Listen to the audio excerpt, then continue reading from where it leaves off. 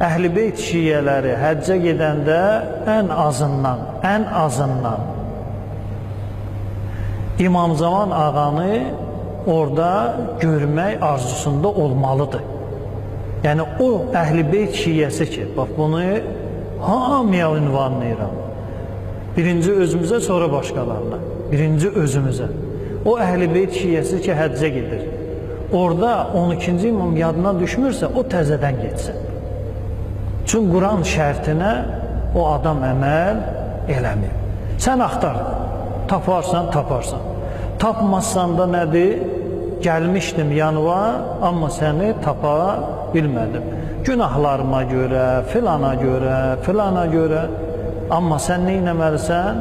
Onu orada axtarmalısan. O hacı ki, həccə gedir və orada 12-ci imam heç yadına düşmüyor. Həmən bu adam Allahın göstərişi ilə getmir. Allah deyir, həccə gedəcəksən,